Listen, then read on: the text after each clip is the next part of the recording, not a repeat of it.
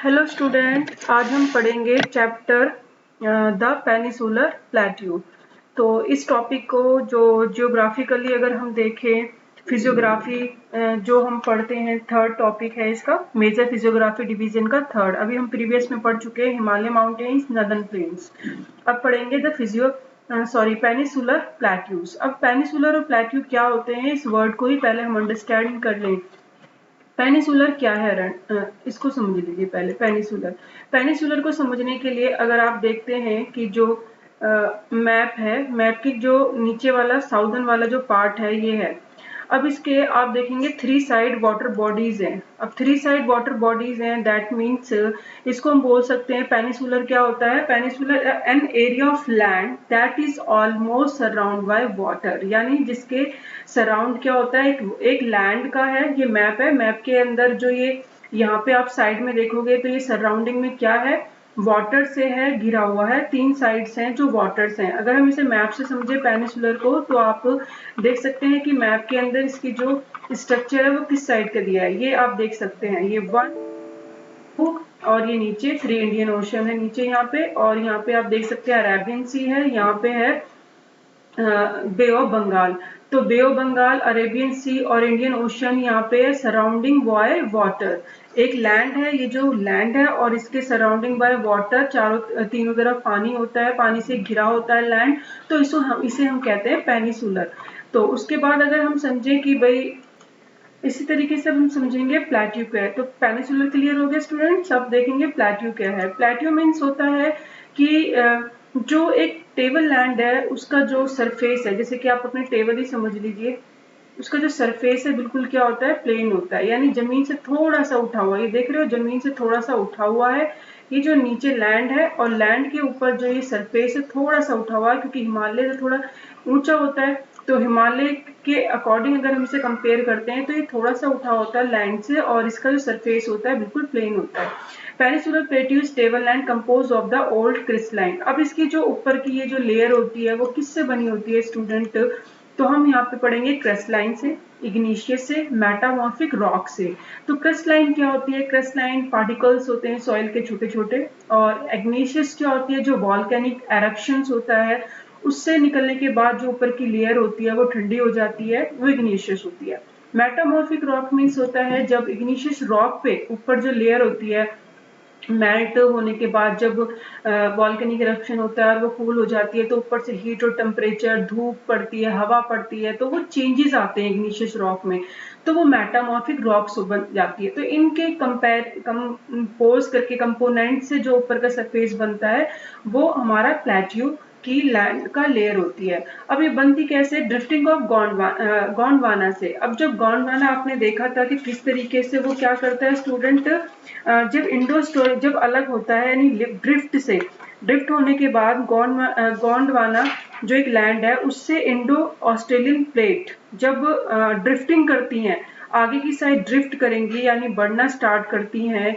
यहाँ से जब वो बढ़ना स्टार्ट करेंगी आगे की तरफ इंडो ऑस्ट्रेलियन प्लेट, और ऊपर जाके यूरेशियन जो प्लेट है उससे जाके वो टकराती है यूरेशियन प्लेट से, और वो ऊपर जाती रहती है, थोड़ा सा इंप्रूवमेंट होता है। लेकिन जहाँ से वो ड्रिफ्ट कर रही है, ये जो एरिया है, यानी जो हम मैप में देखते हैं, मैप के अंदर यहाँ पे जो स्पेस वो छोड़ के जा रही है, यानी यहाँ से अगर कोई जा रहा है और यहाँ पे वो स्पेस थोड़ा सा बचा हुआ है, तो यहाँ पे वॉल्केनिक एरप्शन होना शुरू हो जाता है, वॉल्केनिक निकलना शुरू हो जाता है, और इसी से ये एक लेयर बन जाती है जिसे हम प्लेट्यू कहते हैं, एक लैंड मास बन जाता है, और इसे ओल्डेस्ट लैंड मास भी कहते हैं। और क्यों कहते हैं स्टूडेंट, क्योंकि इसमें कोई चेंज ही नहीं आता इस लैंड मास में।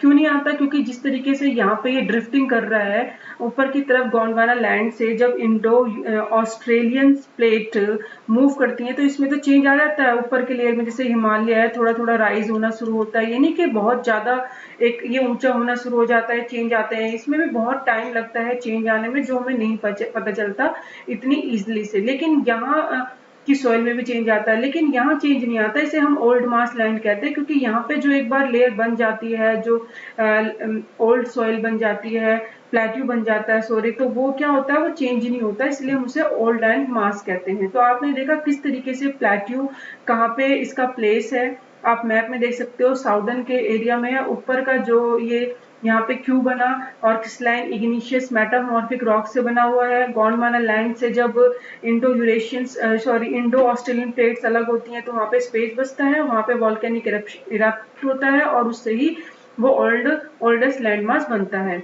अब ये थोड़ा सा क्या होता है, ब्रॉड होता है और यहाँ पे वैलीज भी पाई जाती हैं। प्लेट्यू के जो भी ये प्लेट्यू है इसके अराउंड में हिल्स भी पाई जाती हैं और वैली भी पाई जाती है। वैली क्या होती है?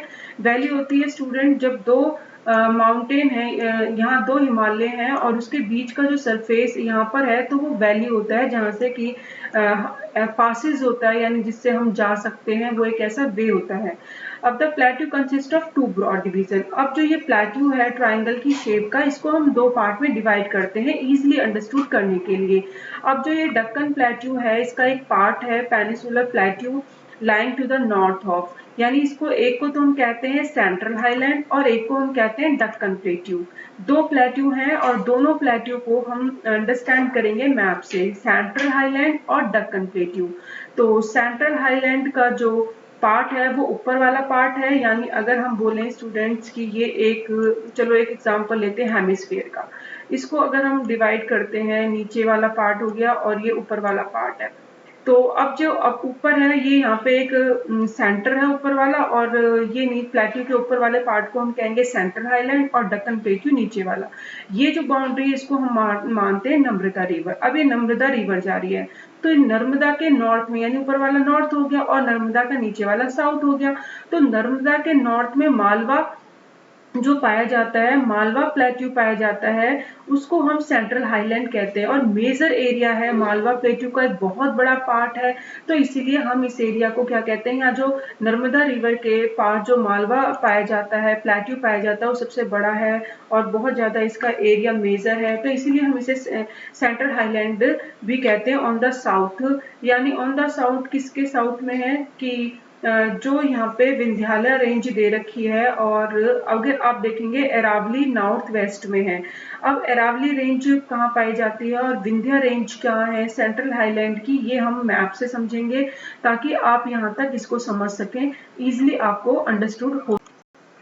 सेंट्रल हाईलैंड को समझने के लिए स्टूडेंट हमें ये पार्ट देखना पड़ेगा। आप देख रहे हैं ये एरिया, ये सेंट्रल हाईलैंड का पार्ट है और डक्कन प्लेट्यू के अंदर ये जो ऊपर यहाँ से लेकर यहाँ तक का जो पूरा एरिया कवर कर रहा है ये सेंट्रल हाईलैंड में आता है। यहाँ अरावली रेंज भी है, कुछ अरावली रेंज के पास ही सैंडी और डेजर्ट एरिया आ जाता है। रेंज यानी यहाँ पे छोटी छोटी पहाड़ियों की जो रेंज पाई जाती है, ये प्लेट्यू की रेंज है, यानी यहाँ पे अरावली रेंज है।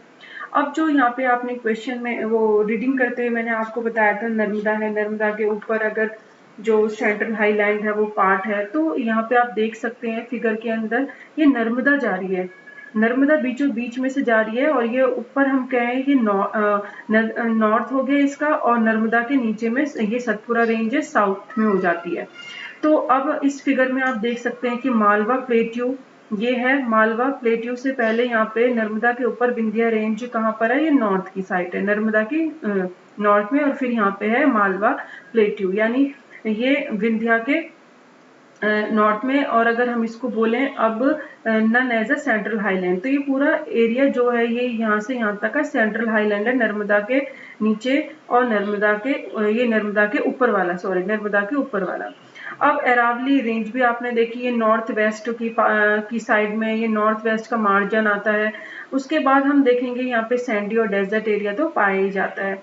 अच्छा स्टूडेंट, यहाँ पे कुछ ऐसी रिवर्स भी हैं जो फ्लो हो रही हैं, ये देख सकते हो, ये चंबल है और ये 4-5 रिवर्स हैं जो यहाँ से जा रही हैं, Betwa, Sindh, Ken, south west to north west.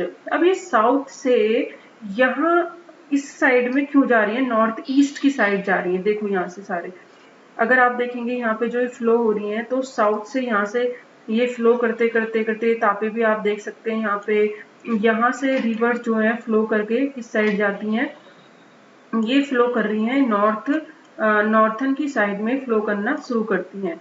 अब फ्लो करती हैं तो इस साइड क्यों कर रही हैं स्टूडेंट, क्योंकि ये जो पार्ट है ना यहाँ का जो वेस्टर्न है वाइडर है, थोड़ा सा बड़ा है, और यहाँ पे नैरो है, थोड़ा सा कम उठा हुआ सा जेंटल है, यानी ये थोड़ा सा ऊपर उठा हुआ हाइट वो ऊंचा है और ये थोड़ा सा नीचे है। तो इसीलिए यहाँ से साउथ से साउथ की साइड से जाते हुए कहाँ की साइड जा रही है, नॉर्थ ईस्ट की साइड जा रही हैं।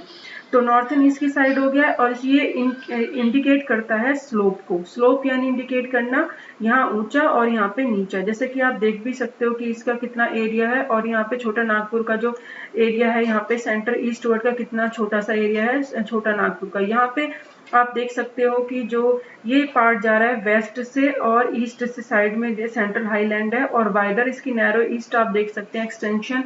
इसको हम यहाँ पे बुंदेलखंड और बघेलखंड से भी जानते हैं। और छोटा नागपुर जो आगे है, यहाँ से जो आप देख रहे हो दामोदर रिवर यहाँ से फ्लो होती है। तो ये जो आपने देखा है ये वेस्ट का, और ये ईस्ट का जो आप देख रहे हो यहाँ से वाइडर होता है, ज्यादा वाइडर है। यहाँ से यहाँ तक इसकी जो वाइडर है, और यहाँ पे देखो कितना कम वाइडर है। तो इसकी जो आप देख सकते हैं किस तरीके से है। तो ये पूरा आपने देखा कि रिवर्स कैसे फ्लो हो रही हैं, यहाँ पे कौन कौन सी रिवर है जो फिर साउथ से ईस्ट की जा रही है। और क्यों जा रही है, क्योंकि यहाँ थोड़ा सा ऊंचा है, यहाँ नीचे है थोड़ा सा माइनर सा, और इसीलिए यहाँ से निकल के इस साइड जाती है। क्योंकि सारी रिवर इधर जा रही है, सिर्फ नर्मदा है जो इस साइड को फ्लो कर रही है। आप देख सकते हैं नर्मदा, क्योंकि इसकी जो रेंज है, इसकी रेंज यहाँ से उसको स्पेस मिल रहा है, और वो इजीली यहाँ से मूव कर सकती है। और आप इस तरीके से देख सकते हैं। अब नीचे देखेंगे डक्कन प्लेट्यू। डक्कन प्लेट्यू का जो ये पार्ट है, आप देख सकते हैं कि ये किस तरीके से है। इसको भी हम अब रीडिंग करेंगे और फिर अंडरस्टैंड करेंगे। स्टूडेंट्स, आपने देखा कि किस तरीके से यहाँ पे जो बोला जाता है, किस तरीके से रिवर्स हैं जो फ्लो कर रही हैं, ड्रेनिंग कर रही हैं उस रीजन में। चंबल है, सिंध है, बतावा है, कैन है, साउथ वेस्ट से नॉर्थ ईस्ट तक इंडिकेट कर रहे हैं स्लोप को। सेंट्रल हाईलैंड वाइडर है वेस्ट का, और नैरो है ईस्ट से थोड़ा सा कम फैला हुआ है।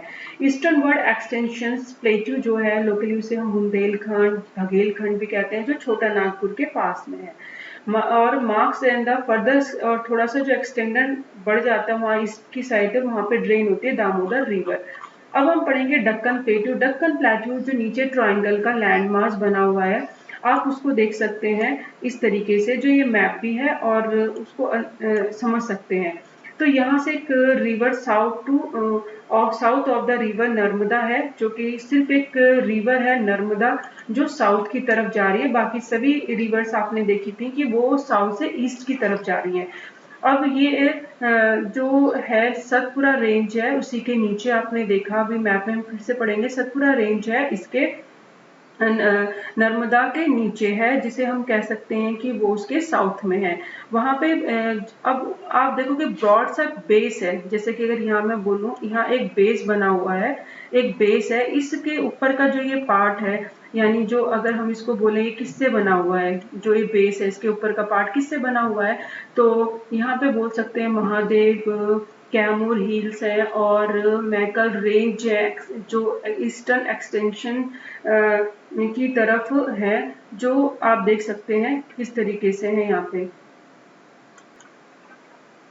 उसके बाद आप देखेंगे एक्सटेंशन, ईस्टर्न एक्सटेंशन है ईस्टर्न की साइड, और जो हील की रेंज है वो फिजिकल मैप ऑफ इंडिया में अभी हम देखेंगे प्लॉट कैसे कर रखी है। डिफरेंट प्लेट्यू हैं जो हायर है वेस्ट स्लोप की तरफ जेंटली, यानी वेस्ट से तो वो हायर है स्लोप में, और ईस्टवर्ड की तरफ डक्कन प्लेट्यू जेंटल है, यानी कम, थोड़ा सा उभरा हुआ है, ऊंचा कम है। अब हम देखेंगे extension of the plateau visible north east, locally known is the. वहाँ पे नॉर्थ ईस्ट में भी स्टूडेंट कुछ ऐसा पार्ट है, जैसे कि अभी हम साउथ में देख रहे हैं यहाँ पे, तो ईस्ट की साइड भी कुछ ऐसा पार्ट है जहाँ पे ये पाए जाते हैं, बीच में कट जाते हैं नदियों की वजह से। हमें ये प्लेट्यू जो है वो नहीं है, और ना हमें दिखाई देते हैं।